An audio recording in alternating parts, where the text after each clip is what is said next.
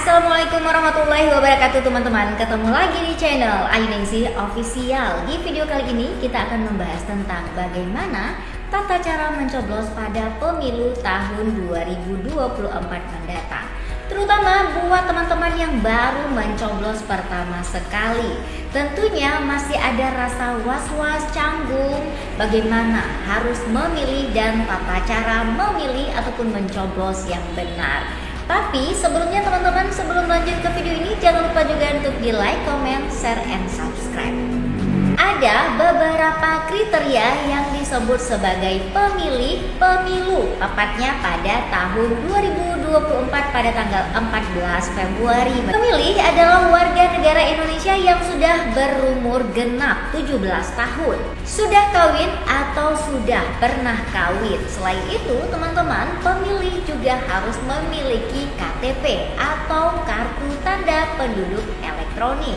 Pemilih juga merupakan seseorang yang belum dicabut hak pilihnya berdasarkan putusan pengadilan yang sudah mempunyai kekuatan hukum tetap. Pemilih yang berdomisili di Indonesia atau warga negara Indonesia tentunya juga harus memiliki KTP elektronik.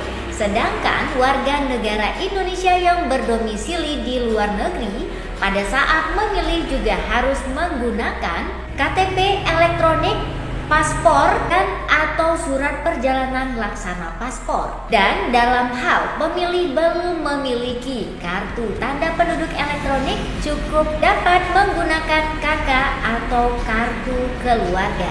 Dan pemilih tidak sedang menjabat sebagai prajurit TNI ataupun juga Polri. Pastikan juga nih teman-teman, buat teman-teman yang sudah terdaftar di DPT atau daftar pemilih tetap, pada saat pencoblosan nanti tentunya teman-teman harus datang atau mencoblos di TPS yang sudah ditentukan sesuai dengan domisili teman-teman. Nah, bagi teman-teman yang baru pertama sekali memilih pada pemilu tahun 2024 ini, berikut adalah tata cara atau mekanisme yang harus teman-teman lalui sebelum teman-teman masuk ke dalam bilik suara untuk menentukan dan memberikan hak pilihnya. Bagi teman-teman yang sudah terdaftar dalam daftar pemilih tetap dan juga sudah memiliki KTP, teman-teman nantinya juga akan datang ke lokasi TPS yang sudah ditentukan. Selanjutnya, teman-teman bisa menunjukkan KTP elektronik dan juga formulir C6 kepada petugas KPPS. Lalu petugas KPPS juga akan mencocokkan data kategori daftar pemilih di dalam pemilu. Selanjutnya, menulis nama pemilih di dalam daftar hadir yang berisi nomor urut, kedatangan dan nomor urut pemilih di dalam daftar pemilih dan juga jenis kelamin. Lalu panitia KPPS akan memberikan pengarahan kepada teman-teman. Selanjutnya teman-teman juga bisa menunggu sesuai dengan nomor antrian dan juga teman-teman juga akan dipanggil berdasarkan nomor urut antrian. Lalu setelah teman-teman dipanggil, teman-teman itu akan diberikan 5 surat suara. Nah, untuk jenis surat suara teman-teman juga bisa menonton di video sebelumnya.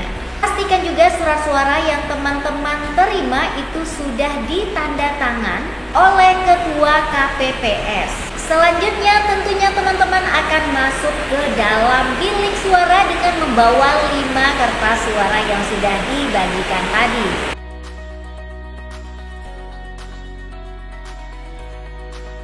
Setelah teman-teman memastikan ada 5 surat suara yang teman-teman, jadi untuk surat suara yang berwarna abu-abu teman-teman itu adalah untuk memilih calon pasangan presiden dan juga wakil presiden.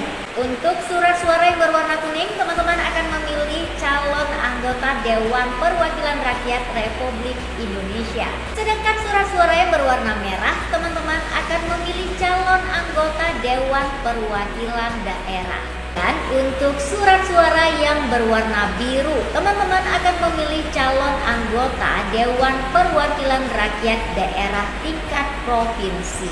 Surat suara yang hijau, teman-teman, adalah untuk memilih calon anggota Dewan Perwakilan Rakyat Daerah tingkat kabupaten kota.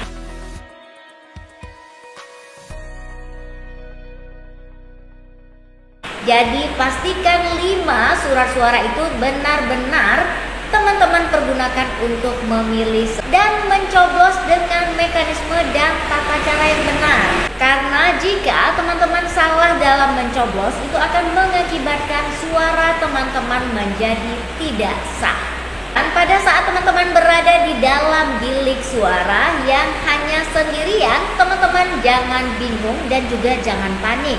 Teman-teman itu bisa memilih atau membuka atau mencoblos surat suara yang berwarna hijau terlebih dahulu, dilanjutkan dengan yang kuning, atau teman-teman juga bisa mencoblos surat suara yang abu-abu terlebih dahulu. Yang penting yang mana yang bagi teman-teman itu memudahkan. Dan jangan panik jika teman-teman ada calon tertentu yang akan teman-teman pilih. Pastikan juga agar nomor urutnya yang teman-teman ingat dan juga berasal dari partai politik yang mana. Karena 5 surat suara tersebut nantinya akan bervariasi dan begitu banyak, sehingga jika teman-teman belum memiliki calon untuk dipilih, itu tentunya akan lebih membingungkan teman-teman pada saat membuka surat suara tersebut, karena teman-teman akan membaca semua nama dan nomor urut yang tertera di dalam surat suara tersebut.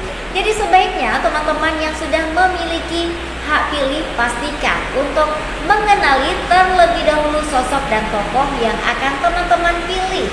Baik itu untuk memilih calon atau untuk memilih pasangan calon presiden dan wakil presiden, untuk memilih calon anggota Dewan Perwakilan Rakyat Republik Indonesia, calon anggota Dewan Perwakilan Rakyat tingkat provinsi, dan juga calon Dewan Perwakilan Rakyat tingkat kabupaten kota. Karena jika teman-teman sudah mempunyai pilihan sebelumnya, tentunya tidak akan membingungkan dan juga menyulitkan teman-teman pada saat teman-teman mencoblos di dalam bilik suara. Nah, jadi pastikan mulai dari sekarang teman-teman untuk mengenali siapa kira-kira calon yang akan teman-teman pilih tersebut. Dan pastikan teman-teman tidak salah memilih dan tidak salah memberikan suara kepada calon yang track record atau rekam jejaknya buruk. Nah teman-teman, segitu aja video kita. Mudah-mudahan bermanfaat bagi teman-teman, dan selamat menikmati pesta demokrasi dan menggunakan hak pilih sesuai dengan hati nurani. Sampai jumpa di video berikutnya. Semoga bermanfaat bagi teman-teman semuanya.